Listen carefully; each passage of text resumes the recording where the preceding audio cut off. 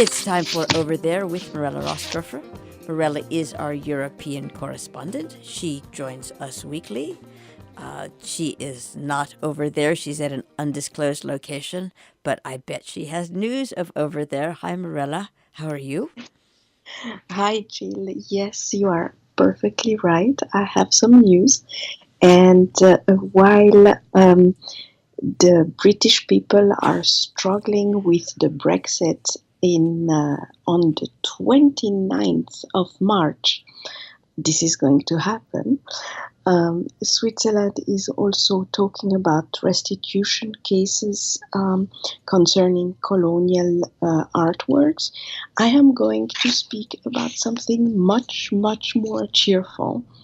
My attention was caught by the World Happiness Report 2018.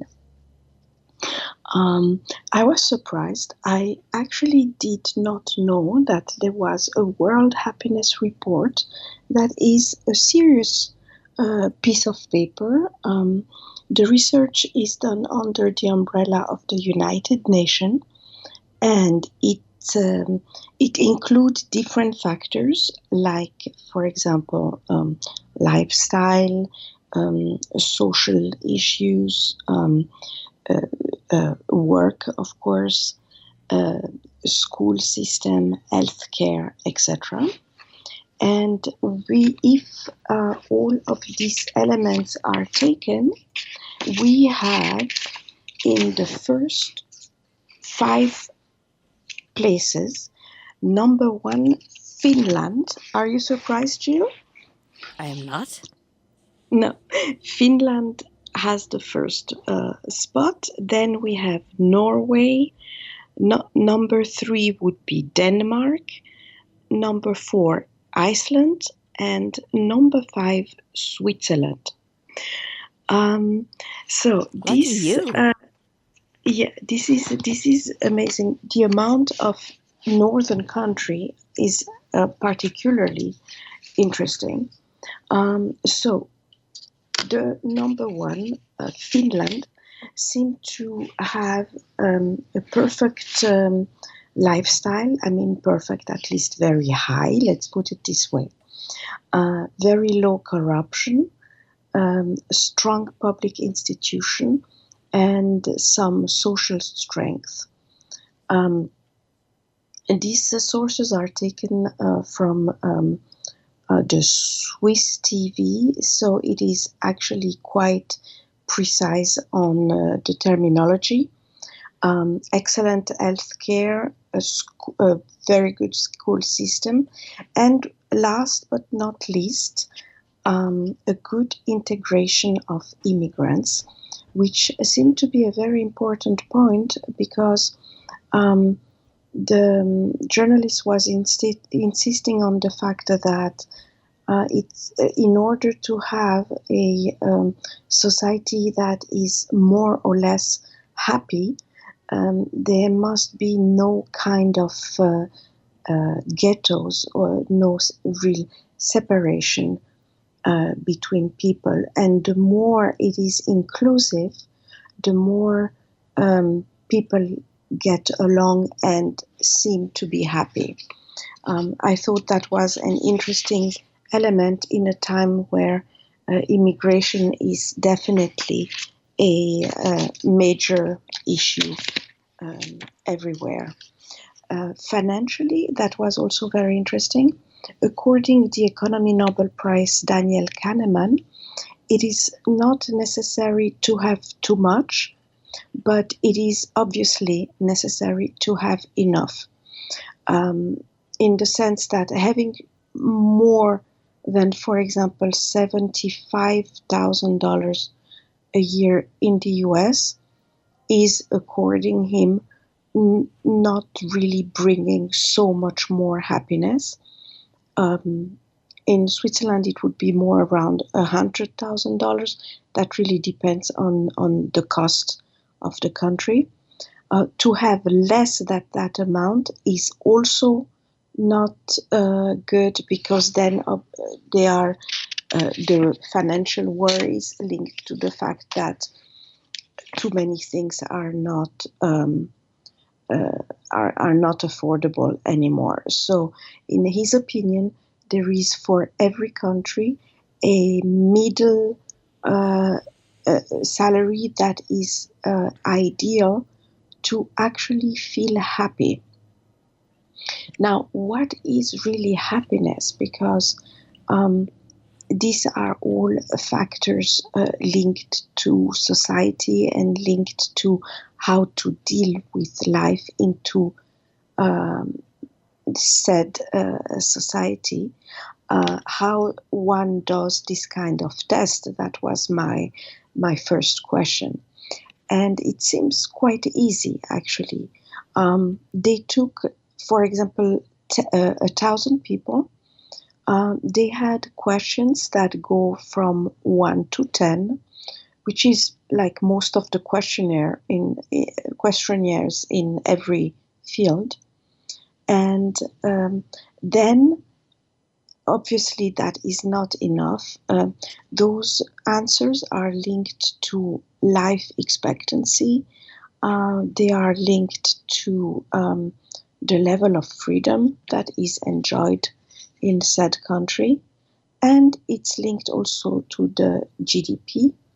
And putting all of this together uh, gives apparently the level of happiness. Um, I thought this was an interesting aspect because uh, some uh, some good people were talking about this and showing that usually when one speaks about the situation of a country, one speaks in a purely economic way. That's the level that usually is taken to explain if people in a country are happy or unhappy. And this survey about happiness depends of, I think that's where the things is a little bit of a paradox. It does depend a lot on financial matters, but it's also about the level of um, how people perceive themselves in society, to which level they feel they are happy, well taken care of, have a future, have a perspective, and feel safe with or without a family.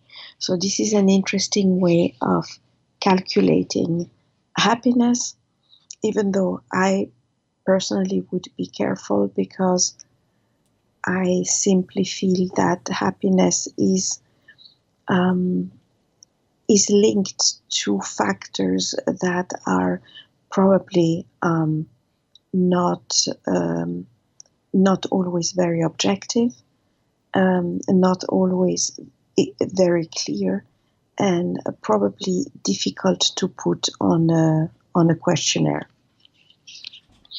Um, Now, to finish our little conversation today, I would like to quickly speak about the yellow vest in Paris, um, because last weekend has been a very tough one. Um, Many things have been vandalized. Certain streets in Paris have seen form of violence that were actually way more than what we talked about before, Jill. And it definitely shows that there is a kind of increase in violence, increase in demands. But it also definitely shows that this movement is not followed anymore by the very people who began that at the beginning. Who started it? I was going to ask because in many of the press reports here, it's just like this was the 18th. That may be incorrect. It was the high teens Saturday in a row of protests, and I wondered what I thought that it was somewhat. There had been some negotiation. There was been some Yes, and understanding, there have and been, yes, then some, it seemed like my word here. Then the hooligans came out again. It's like yes, we don't really want to fix it. Let's just destroy some more property. yes. That's exactly what's happening. While the demands at the beginning were founded on real worries, on people that were truly struggling with some issue in France, it developed in something entirely different.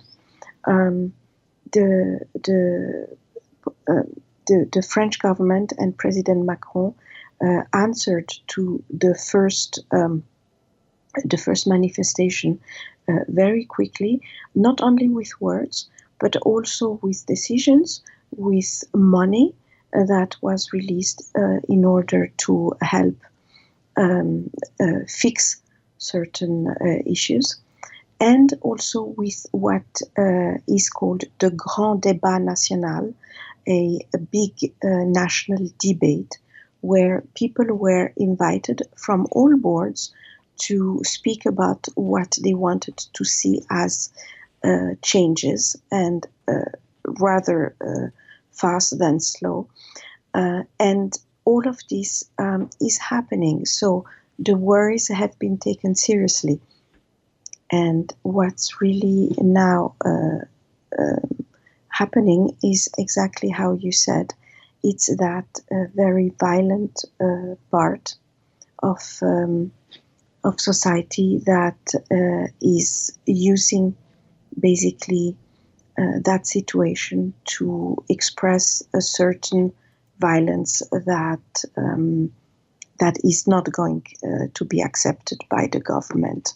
And I think that there will be probably more of it, but there will be also more reaction from President Macron. Thank you very much, Mirella Rastorfer, over there.